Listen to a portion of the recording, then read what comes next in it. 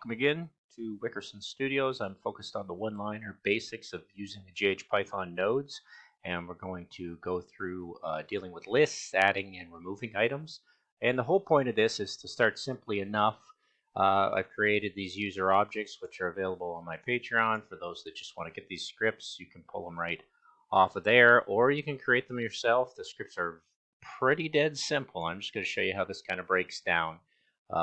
Taking a look at lists. And after we get through this, we'll go into stacks, which I've never done before. We'll deal with sets and dictionaries, membership, and control flow. And we'll do a few loops and have some fun with that. And I think we end with lambda functions in the basic section of this. So that's going to be pretty exciting. That's going to set us up for the other chapters in the one-liner Python book. So let's take a look at what we have here. It's pretty simple. You can think of them as one-liners, but I'm playing them out and I'm showing a little bit of the trickiness of what happens within the script. So basically, I just built a list, A being the output here. If we just take that and make that input directly into here, you'll see that basically there's a list that can be produced from anything. And what's nice about a list is you can just go in here and you can just leave your type hints as the ghdoc objects. So you don't even have to specify what they are, and they'll still come up as a list. And you're getting an integer value, a boolean, and a string. And then what I've done is I've taken, let's just do-si-do that one back over. I basically made, showing the example that if P equals Q is equal to X, which is just that, actually I should have said equal to A, but let's just say equal to X equal to 2, then you can see that you can use the function is. And so looking into this list, we're taking a look at list and keyword is P and Q, that will be true. But if you put any other arrays together, and even though the contents could be similar, they don't come out with the is function reading as true. It comes up as false. So I just threw that in there. It's a pretty simple start. It's right through the book, so it's not too hard. Let's go to the next one. This one gets a little funkier, and this one is dealing with adding items to lists.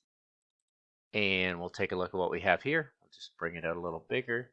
What I've done is played around, and you get, when you think of one-liners, I don't know, it's how I learn. It's nice and simple. Create the same list again, A being the output, so you can see the output of A is going to be, it's interesting because it's going to keep appending. It's going to read the whole script, and it's going to append it and do exactly what I want. So I brought it in and I've appended it with hotdog. And then I've created a secondary list, B, that I can bring out.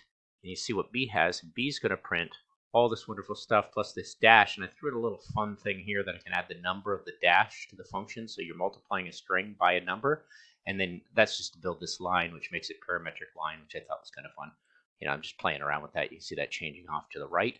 And then B, I've inserted the data, new data, at whatever indices I want, so I can change the indices and I can move new data around to where I want. So you're becoming pretty proficient at this.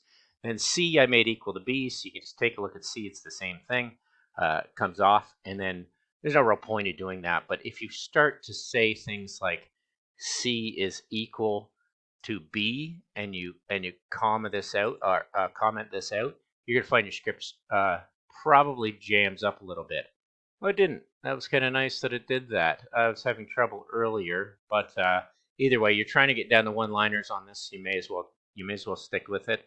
I'll just run the script again.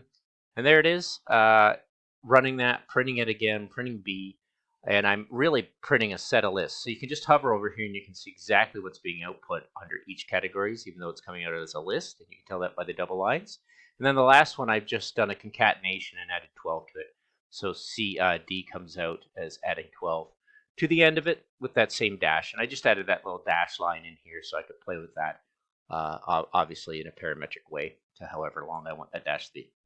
Simple enough. You're taking a look at, what do I call this one, adding elements, and you're doing that through appending and inserting without going into the specifics. And the last one's pretty easy as well.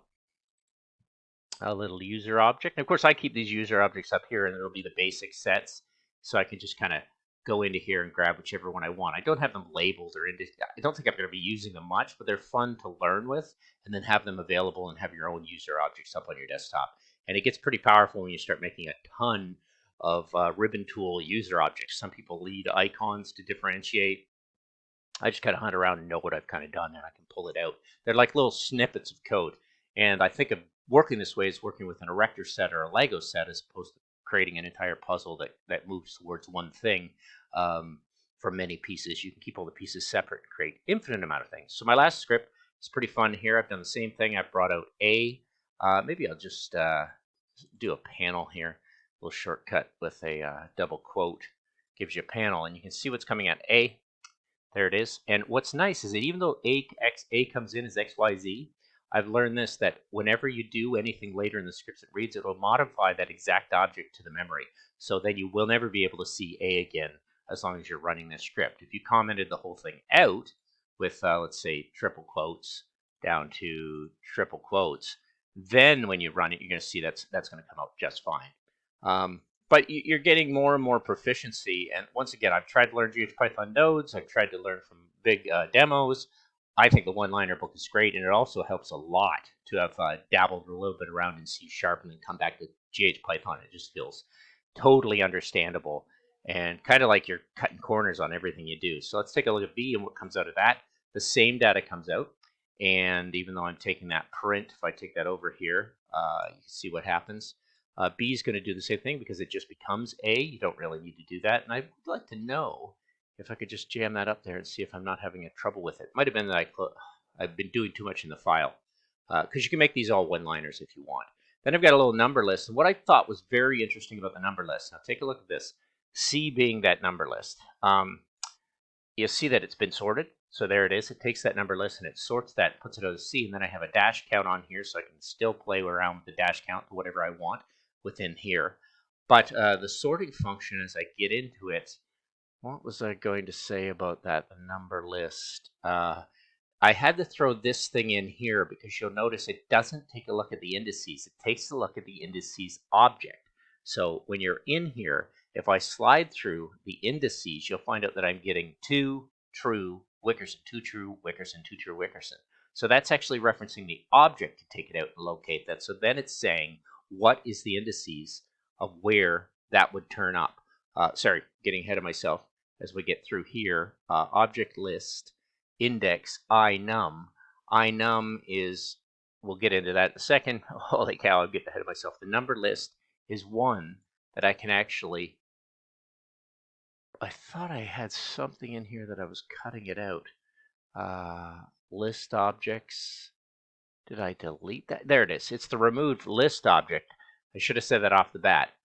It's removing that list object, so it has to come in as those objects. So let's take a look here and see what the list item is. So it's true in that case. It's 2 in that case. It's Wickerson in that case. True, true. So it's looking for those, and it's trying to remove those from the list. That is exactly what it's doing. So if it's removing Wickerson, it's going to pump out Wickerson. So that's an interesting way to think about it and not get caught up in wanting to call this indices I. That's a totally different monster when you start dealing with the index number. So here's a case where I just created a string backwards and I just finalized that with this. And one thing I've noticed is these scripts will run single items. If you go into here and you see you have item access, list access, and tree access, it's going to run the item access first and then do the things with lists second.